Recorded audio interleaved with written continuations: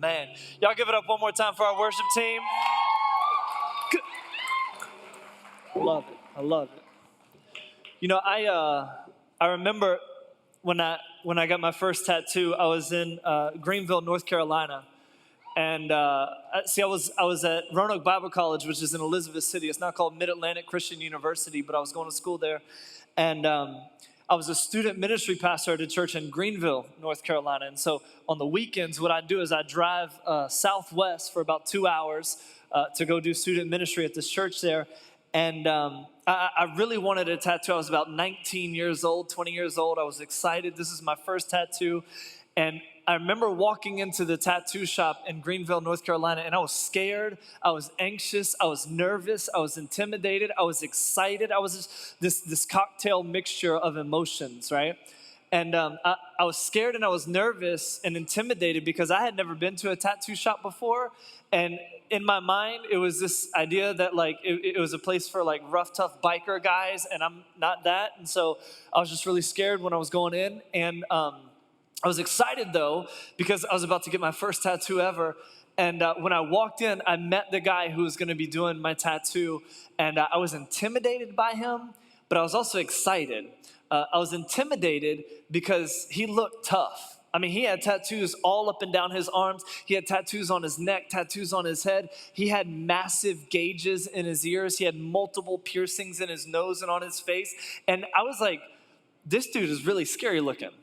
So I was intimidated, but I was also excited because I was like, man, this guy is smoking what he's selling, you know? Like, he really believes in this. And I saw his tattoos, and they look good. And I didn't make the connection at the time that just because tattoos on somebody looks good means that they were the ones who did it. Like, he wasn't the one who did the tattoos that he had. Somebody else did it. He did do some of them, but I thought, man, his tattoos look great. He's going to be great. And he did a good job. He did this tattoo right here. It says Lion of Judah, and the reason why I got it is because I really like lions and still like lions. And in Revelation chapter 5, it says that Jesus is the Lion of the tribe of Judah. And so I like lions, I like Jesus, and I was like, this is going to be a perfect tattoo. And so I got it done. I was super excited, but I was also scared because I had never gotten a tattoo before, and I was thinking I might cry. Like in the midst of getting tattooed, and I could just envision it. I'm sitting there in the chair. This mean, tough-looking dude starts with the needle, and I'm like, "Oh, please stop!" Like I was scared that I'd be embarrassed, but it was fine. It was good, and I was excited afterwards. So excited that I went to the house that I was staying at for the weekend. And the guy who lived there, him and his family, they were part of the church, and they let me stay there on the weekends when I came down to do student ministry. And I showed him my tattoo, and I was excited. I was like, look, I just got this. And he asked me this question. He said, why did you do that? And I didn't understand at this. See, I was part of it was a traditional church. It was a conservative church in Greenville, North Carolina.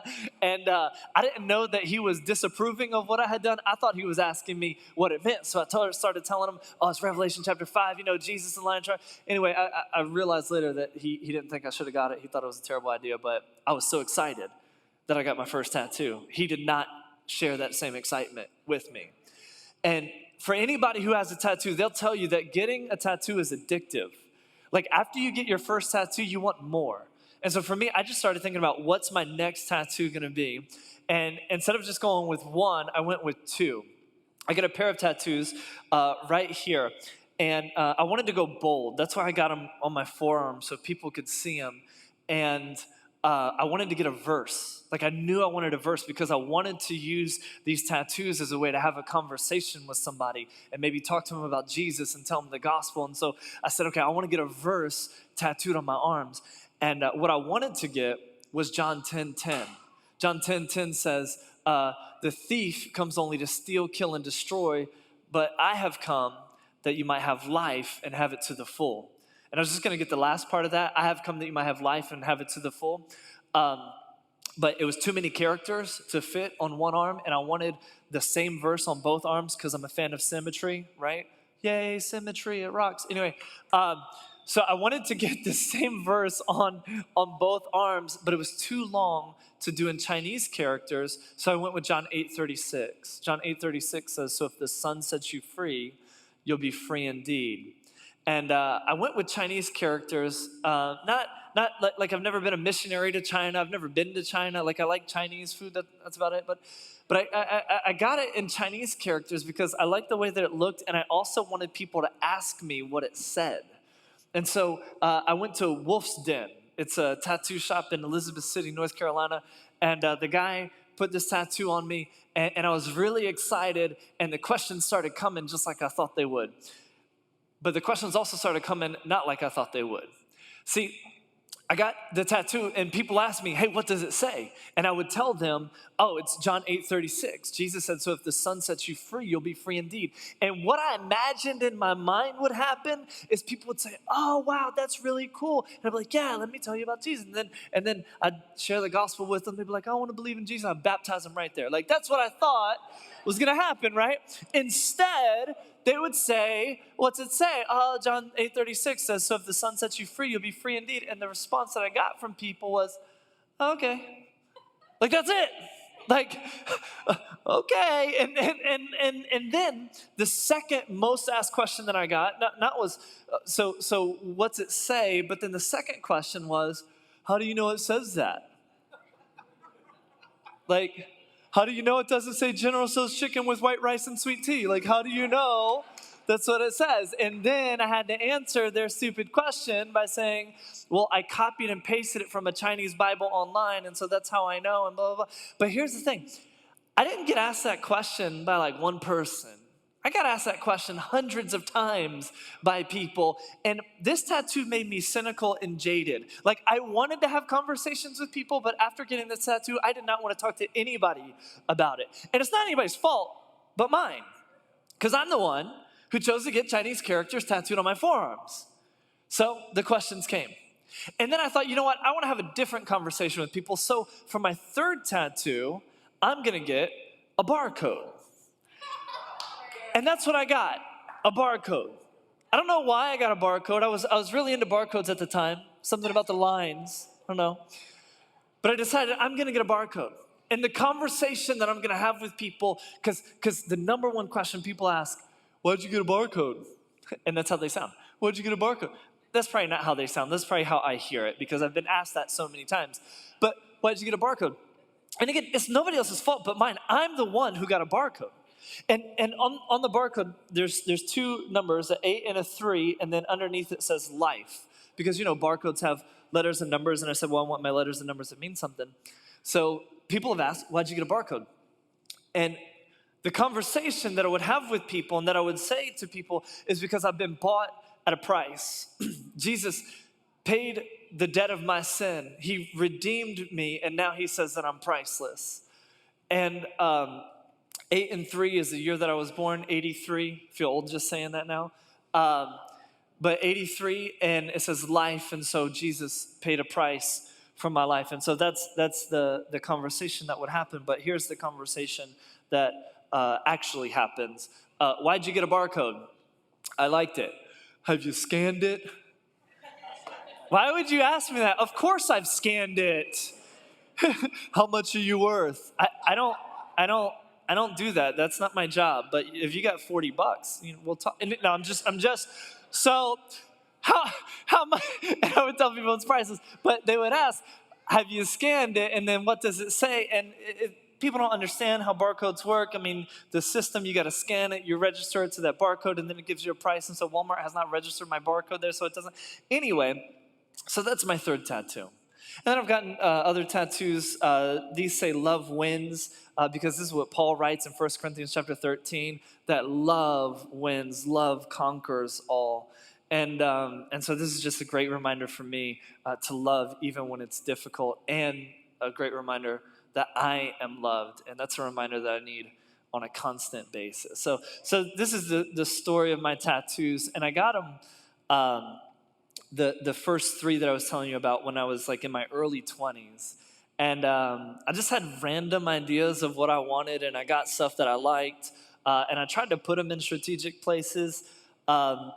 but I've experienced some new things in life. I've grown up since my 20s, in case you couldn't tell. And I've experienced new things. And if I were to do it all again, I would do it differently than how I did it before. And this is why I tell people who are gonna get tattoos, if you're gonna get a tattoo, make sure you love it, right? Make sure you wanna keep it for life because it will be on you for life. Unless, of course, you get it removed or you get it covered up, which is what I'm in the process of doing right now. See, 3 weeks ago, I shared this video of me getting laser removal surgery where every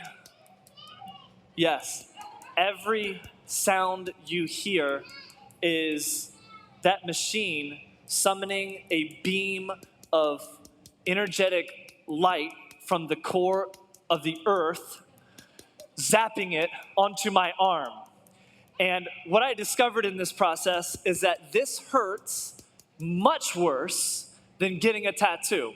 Having a tattoo removed hurts a lot worse than having a tattoo put on. Every one of those sounds feels like a wasp is stinging me. I was terrified to get a tattoo because I thought I would cry. I'm glad I didn't cry when I had this done. And so I'm in the process now of having my tattoos lightened and removed, and people have asked me, why is that? And the reason is because this year I'm gonna get 2 brand new sleeves over both arms. And I went to the tattoo artist and I said, hey, this is what I wanna get. I wanna get some sleeves. I showed him what I had, and he said, I can give you sleeves, but before I give you something brand new, you gotta remove the old. Before I put new sleeves on you, you gotta have those lightened. You know, I've just been talking to you for the past, 10, 15 minutes about tattoos, but I haven't had a chance to do any preaching. Do you mind if I preach for you real quick? See, sometimes in order for us to move on to the new thing, we gotta remove the old thing. See, we're 3 days into 2021, but can I just make a public service announcement to you this morning that your 2021 is not going to be any different until you remove some of the old baggage that you carried in from 2020, from 2019, from 2018, from 2017. Good God, some of y'all still carrying some stuff from 2010 and beyond. Just because the date changed, your life is not going to change. And here's the deal. If you want to try and apply some new stuff over some old baggage, some old junk, some old crud, you're going to set yourself up for disappointment. See, sometimes there has to be endings for beginnings. There has to be some endings for beginnings. By the way, that's a title for my sermon, so if you're taking notes, go ahead and write that down. Endings for beginnings. And if you're not taking notes, that's the title for my sermon, Endings for Beginnings. Go ahead and write that down. Thank you. I worked too hard on this sermon for y'all not to take notes. Endings for beginnings. Here's the deal. You might be excited about where you are in life right now. You've picked up some good things, and I think that's good, and I hope you have. Maybe you're reading the Bible now more than ever before. Maybe you're working on your budget and you're starting to get out of debt. Right now, you're sticking to your meal plan and your workout plan, and you're starting to see results. You're becoming more patient in the moment so that you aren't as reactionary, and so that's a really good thing. And by the way, if you hear any of those things and you say, wait, I'm not doing any of those things, it's time to start doing some of those things. But maybe you've picked up some really good things this year, and I want to encourage you to continue on in those good things. But what we need to understand is that in order for us to see greater success in those new things, some of the old things in our life have to die. Some of the old things in our life have to be set aside. And so what I mean is,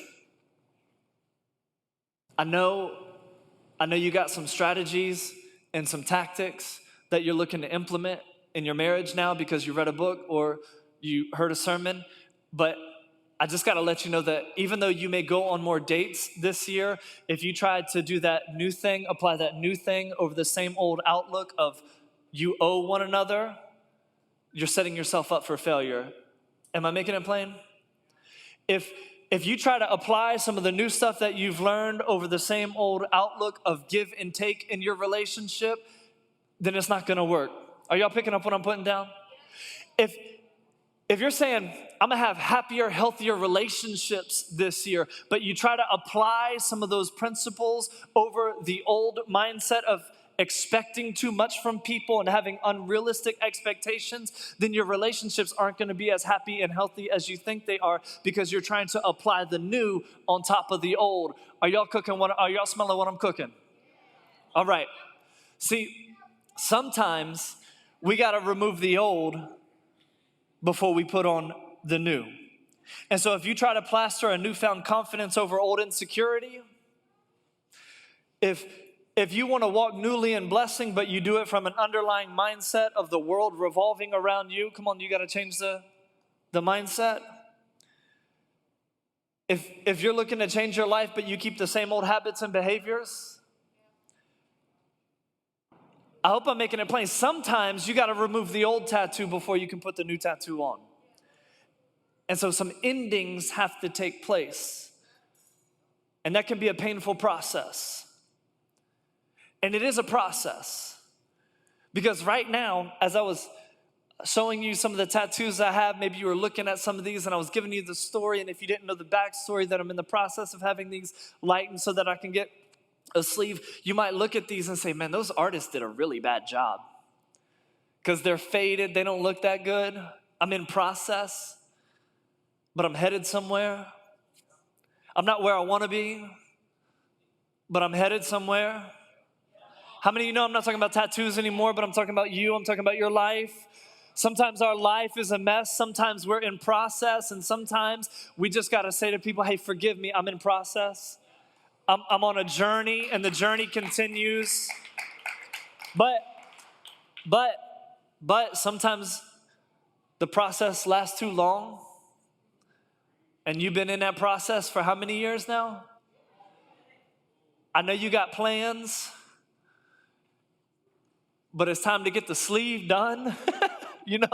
It's time to get the new on. I'm gonna talk about that, how sometimes we can't in the process. I want to show you from the scriptures actually this understanding and this idea that for new beginnings, it sometimes requires some endings, even endings of really good things. Sometimes you got to end the good so that you can move on to the better and the best. See, sometimes what prevents us from entering into the new blessing of God is us holding on to the old blessing of God.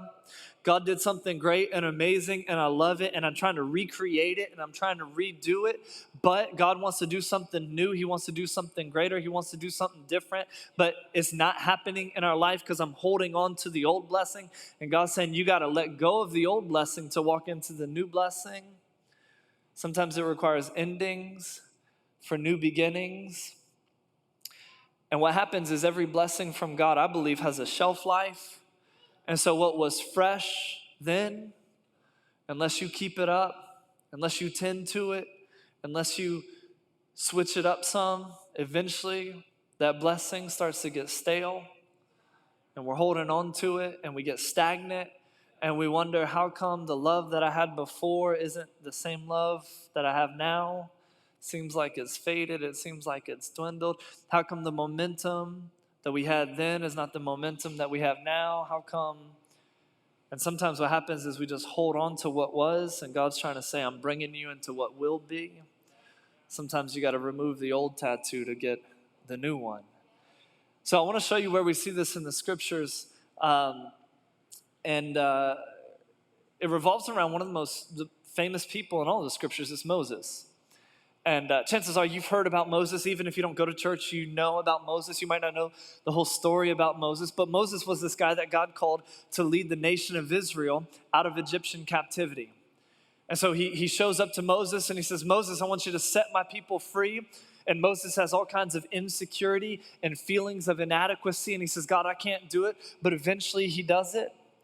And then God does some plagues in Egypt to convince Pharaoh to allow his free labor workforce to go.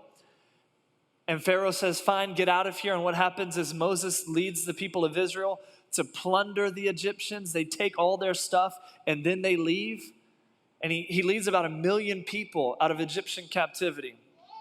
And they're walking toward the Red Sea, and they stop because there's a sea in front of them. But Pharaoh has a change of heart. He says, I've let my slave labor go, and I need to go get them back. So now here the people of Israel are with the Red Sea in front of them, Pharaoh pressing down on them. They're wondering, what do we do?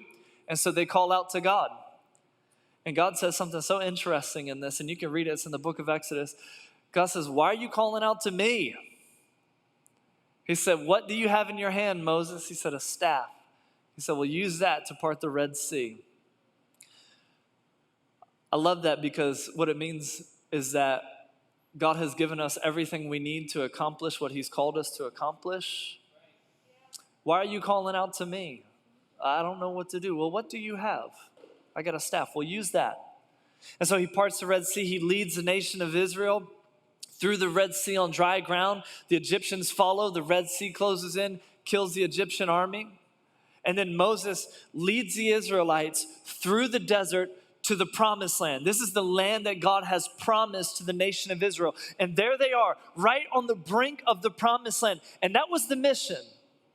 The mission God gave Moses was to lead those people into the promised land.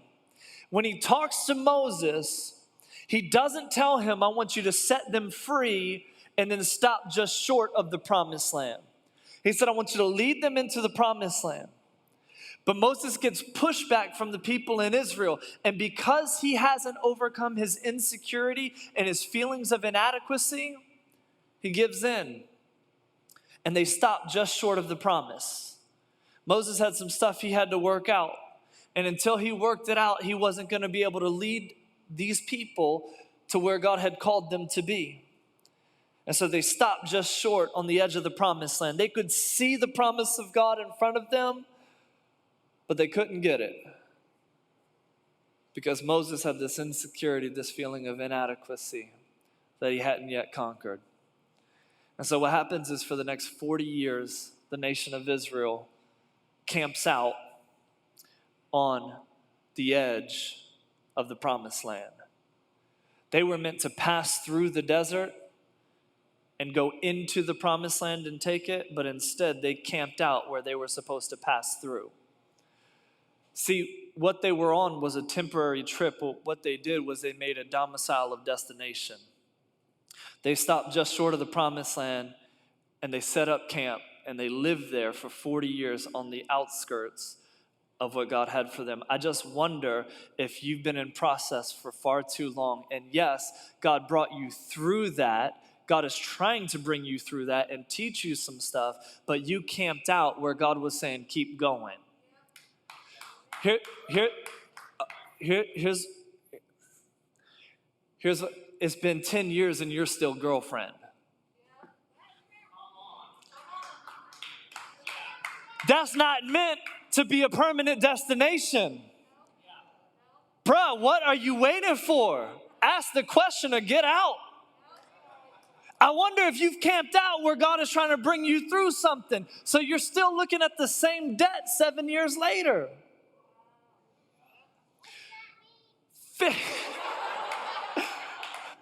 That's my daughter. I love it. You're still dealing with the same self-doubt that crippled you for the past 15 years. And it stopped you just short of all that God is calling you to. The people of Israel camp out where they were meant to pass through. I wonder, have you camped out? I wonder if the tattoos are still faded. And it's time for you to finally get the sleeve. And it's going to take work. It's going to take effort. It's going to take a vision. But come on, you can't walk around with faded looking tattoos all your life. So, part of the process is, yes, there's endings, but then we got to step into the beginning. And part of the process is figuring out what that beginning is. So, what happens is Moses leads the people of Israel to the brink of the promised land. They stop just short and they live there for 40 years. And then what happens is Moses dies. And then Joshua, his aide, takes over. And I want you to see what God says to Joshua. Joshua chapter 1, verse 1. After the death of Moses, the Lord's servant, the Lord spoke to Joshua, son of Nun, Moses' assistant. He said, Moses, my servant, is dead. Therefore, now that that's happened, now that a season has ended, the time has come for you to lead these people, the Israelites, across the Jordan River into the land I'm giving them. Hey, Joshua, look. You are taking over now for Moses. But before we proceed to give the people what they need, here's what I need you to understand. Moses, my servant, is dead. The one who got the people to the brink of the promised land, but not over the goal line, he's not here anymore. You're in charge now. And Joshua, I'm going to need you to understand that. Because as you step into this role that Moses had, you may feel like you got some big shoes to fill, but you don't. You can't fill the shoes of Moses. You can only fill your shoes. And you're in this position here and now for such a time as this, and I need you to be all that I've called you to be. Some of you are still trying to fill the shoes of your dad, of the person who came before you, whatever it is, but can I just let you know that you can't be them? You can only be you. Everybody else is taken, and they're doing a way better job at being them than you can be at being them. So you got to be you, and you got to be confident, and you got to be secure in that, and you got to be courageous in that. And that's what God tells Joshua. Hey, Moses, my servant, is dead. The way things were done, the systems, the procedures, all that then is done. So now you come in and do a new thing, but you gotta shift some outlooks. You gotta shift some mindsets, because if you try and do some new things on top of the old things, it's not gonna work. And you understand this, don't you? I mean, your company has tried to start an initiative and they say, hey, we're going to do this. But because you got the same old people with the same old mindsets, it doesn't work. And people say, well, that's not how we used to do it. That's not whatever. Forget how we used to do it. We're going to move into the next new thing. And what happens is there needs to be a reset at times. There needs to be a recalibration at times. There needs to be an ending for beginnings. And so God says to Joshua, Moses, my servant, is dead. And then he goes on and he says this, I promise you what I promised Moses. Wherever you set your foot, you will be on land I have given you. No one will be able to stand against you as long as you live, for I will be with you as I was with Moses. I will not fail you or abandon you. So the promise that God gives to Joshua is the same promise he gave to Moses. The mission was the same, but Moses couldn't get it done. And he gives him the same promise. And then God tells Joshua something I believe Moses needed to believe and know and embody in his own life, but he didn't. And because of it, it prevented him from doing all that God had called him to do. Here's what he tells Joshua. He said, be strong and courageous. Moses led the people of Israel to the brink of the promised land. He said, go in and check it out. They went in. They said, we can't take it. The people there are too strong. They're going to defeat us. But God said, I gave you this land. It's yours. Go in and take it. You already have the promise. But the people felt inadequate and not strong enough. We can't do it. And Moses gave into that. Because remember, when God first called Moses, he was insecure. He felt inadequate. He needed to hear this message, be strong and courageous. And maybe Moses knew it, but it's one thing to know something. It's another thing to believe it. I know you know, but do you know? You know? He said, be strong and courageous. Joshua, You got the skills to pay the bills. You got what it takes to get the people across the finish line. I know you're intimidated stepping into this position of Moses, but what you got to understand, what's going to get you past the line is you got to be strong and courageous. For you are the one who will lead these people to possess all the land I swore to their ancestors I would give them. Be strong and very courageous. There's a second time. Be careful to obey all the instructions Moses gave you. Do not deviate from them, turning either to the right or to the left. Then you will be successful in everything you do. Study this book of instruction continually. Meditate on it day and night so that you will be sure to obey everything written in it. Only then will you prosper and succeed in all you do. This is my command. Be strong and courageous. Dear God, Joshua, if you don't get anything else, get this. Be strong and courageous. I said, dear God, I meant to say, because God is talking to Joshua, dear me, if you don't get anything else, be strong and courageous. Don't be afraid or discouraged, because discouragement is going to come. There's going to be some things that are going to terrify you. But in the midst of all that, you stand strong and courageous, because you got what it takes, and I am with you. This is not just a message from God to Joshua. This is a message from God to you. And it's one thing for you to hear it. It's one thing for you to know it. But you got to know it. That there are going to be things that are going to discourage you, that are going to terrify you, that are going to beat you down, that are going to cause you to question everything about you. But you got to be strong and courageous when your world is falling down around you.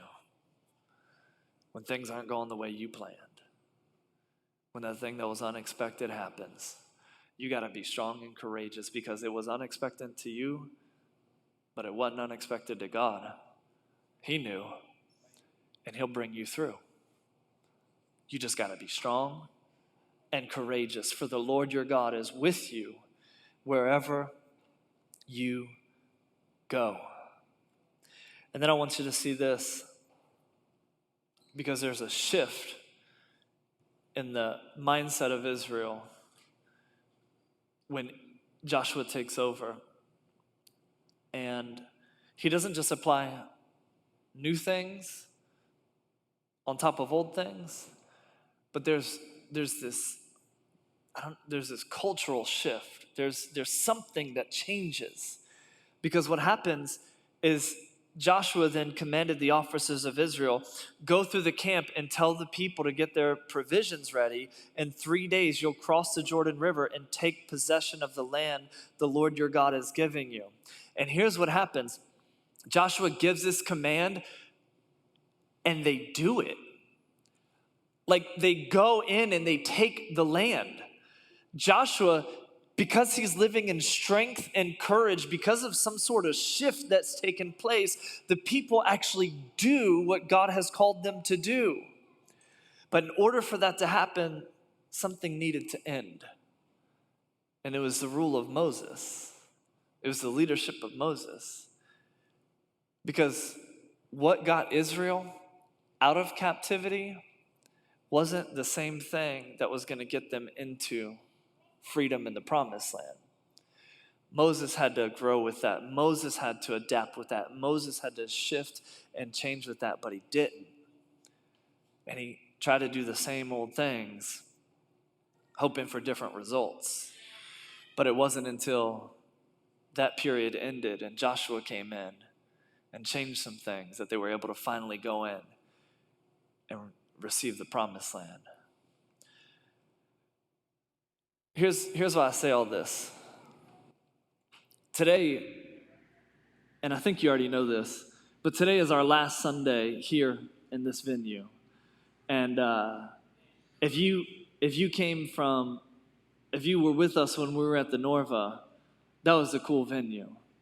And coming in here, I think we've done a great job of making a warehouse just as cool, just as awesome sounding. And also, hopefully, just as relatable. You know, I know in starting this church just over 6 years ago, I always had it in my mind that I wanted to be the kind of church that would reach people no other church was reaching by doing the things no other church was doing. And that's why we started meeting in a concert venue. That's why we moved to a brewery, so that people who would never step foot in church, people who would be turned off by church, would say, well, hold on now, I'll come if it's in a concert venue, I'll come if it's in a brewery. Now, what we understand, and if you've been part of our church for any amount of time, you understand that the church is not the building, the church is the people. But the building is a tool to help people gather. I don't have enough space in my backyard for us to all meet, you know what I'm saying? So the building is the tool to help people gather. And the church is all about gathering. It's about us coming together and sharing life with one another. And so earlier last year, we moved here with excitement and hope of all the things that would take place here in this space. And our grand opening here was going to be the week before Easter. But then the Rona happened and squashed all those plans. And then we met online for a while, and then we started meeting outside for a while, and then it rained, and we said, well, we got to meet inside. And then we met inside, and we said, this is so cool, let's just keep meeting inside. And that's where we've been ever since. But today is our final day here. And given the unique circumstances that's facing our church, there were some decisions that needed to be made. And, you know, the decisions that needed to be made weren't made in a vacuum, but through consulting. We hired a consultant to help us through this time, through coaching, through counseling, and talking with our staff, and me just talking, getting as much wisdom as I could from so many people. We've come to the conclusion that given our unique circumstances of being in a global pandemic that's impacting everyone, that's impacting churches nationwide, that makes meeting a difficult thing, and with COVID cases on the rise here in our area, and then also with us being finished here this Sunday, through the counseling and consulting, we've come to the decision to stop for the next 3 months, to end, to see what is the next beginning. So for the next 3 months, what I'm going to be doing, and what I wanted to do in this message is I was going to, since it's our last Sunday here and everything, I wanted to like make this, here's where we've been and here's what we've done, but I said, I don't want to just celebrate our church. We've done amazing things. I wanted to bring you into the journey that I'm in, because I feel like you're on that journey as well in your own personal life. And I wanted to share with you what I'm going through and what I'm doing to see what needs to end so that new beginnings can happen. Because I believe you have decisions like that to make in your own life. By the way, before I move on, I just want to say this. Don't misapply this message. Don't misunderstand this message. So what that means is you don't go to your spouse afterwards and say, hey, I just want to live out the message. I think we need to end our marriage so we can begin. No, because when you got married, you made a commitment for life. You entered into a covenant. And before the marriage ends, what needs to end is this give and take thinking in your relationship. That's what needs to end. What needs to end is the selfless living. That's what I'm talking about. It doesn't mean that you need to end a friendship. I don't know, maybe you do. But before you end the friendship to begin new friendships, maybe what you need to end is the unrealistic expectations that you have. So do that first. It doesn't mean that you need to quit your job. I heard a message, I'm quitting my job, because maybe you don't need to quit your job. You still need some money. Maybe what you need to quit is this idea that it's all about you.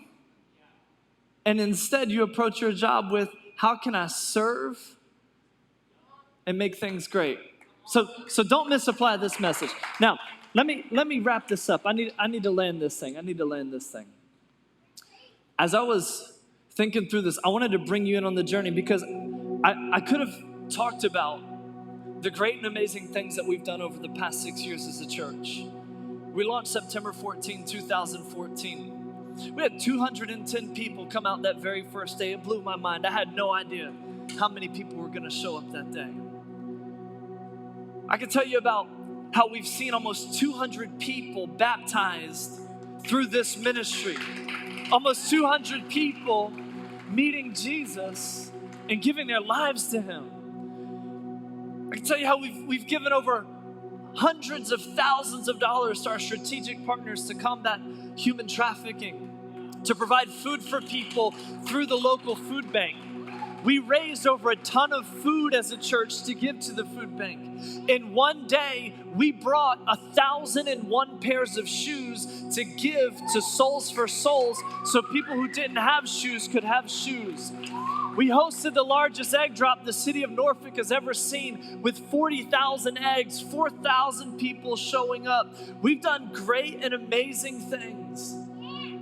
In 2017, on December 24th, Christmas Eve, 24 people gave their lives to Christ and got baptized that night. We only anticipated 6 people getting baptized, and the rest stood to their feet. I mean, there's a highlight reel of things that I could share with you, of all the things that we've accomplished together. And for those of you who serve in this church, for those of you who give in this church, none of this would ever have been possible without you. Because a great move of God is not built on the talent of a few, but on the sacrifice of many. Big doors move on little hinges. And so because we have an army of volunteers, because we have so many people who take ownership and give back to God through the local church, returning the tithe, we've been able to accomplish so many great and amazing things. And here we are, our final Sunday. And the question is, what's next? What's next? And so, as I contemplated this and again, went through consultants and coaching, I've said, rather than trying to find a new place and try to continue to meet during the midst of a pandemic, let's just press pause on everything for the next 3 months. Let's just press pause on everything for the next 3 months. Let's wait for the pandemic to be done, and maybe it's past 3 months, I don't know. Because if we meet again, I want to launch big. I want as many people as possible to be able to fit in that room, because the gospel is too good. And so we've said, let's just pause everything for the next 3 months. And so I'm not going to be working on sermons. I'm not going to be working on content or creating stuff for videos. Instead, I'm going to look at me and see what needs to change in me. How do I strengthen the soul of my leadership? How do I become a better man? How do I become a better husband? How do I become a better father? How do I become a better leader and a better pastor? And it's not because I'm bad. Don't hear that. Because sometimes what's good can get improved to be even better. And so I'm going to take the next 3 months to do that. That sounds so weird. Not because I'm bad. I'm not narcissistic. Maybe I am. Maybe I need to fix that. But I'm going to take the next 3 months to do that. That's the journey I'm going to go on. And I want to invite you to go on that same journey with yourself. Maybe it's not 3 months, maybe it's a month, maybe it's several weeks, maybe it's 2 months, maybe for some of y'all going to take several years. I don't know. But I want to invite you to go on that journey as well. God, what needs to change in me? What insecurity, what inadequacy, what in me needs to change so that I can emerge even better and greater? So, for the next 3 months, we're going to press pause. I'm still going to be around. If you want to meet, if you got questions, if you want help with something, I'm here.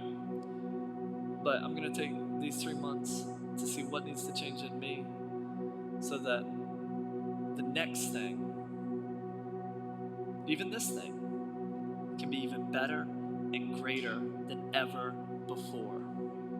So I'm excited for that. So that's where we're headed. And that's what's happening for the next 3 months. If you guys have any questions or thoughts, I'd love to hear from you. I'll be hanging out afterwards, and I'd love to talk to you and answer any questions that you have. But I'm just so grateful for where we've come, for all that's happened, and what I believe is the best is yet to come. Would you pray with me? God, I want to thank you so much for all that you've done, all that you've accomplished through us. And would you just remind us here in this moment that you hadn't brought us this far to leave us, that you're still working, and you're working all things for the good. You're working all things for the good. And so in this time of pausing, I pray that you would lead us, guide us, not just as a church, but in our marriages, in our relationships, in our own individual lives. Change us. Help us remove the old so that you can apply the new. The best is yet to come in Jesus' name.